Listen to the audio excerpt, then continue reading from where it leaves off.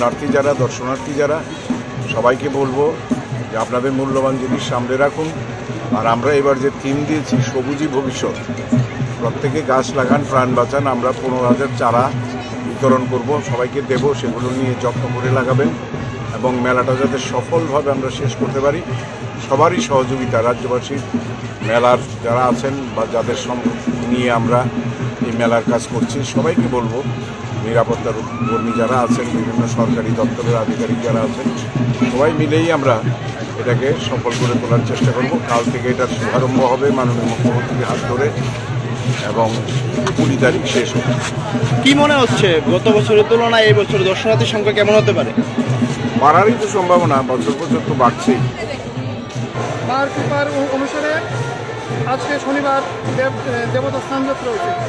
সময় সকাল সন্ধ্যা 6:05 থেকে 6:30 পর্যন্ত আমরা ওখানে অধিবাস প্রদর্শন। রাতে 7:30 দেবতার অধিবাস পূজা হইত।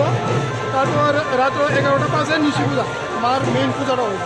কালকে সকাল প্রাত রোজ রবিবার সকাল 5:45 6:52 মধ্যে আমাদের দেবতা স্থান যাত্রা করে কাছে পূজা আরম্ভ করি। ঠিক আছে।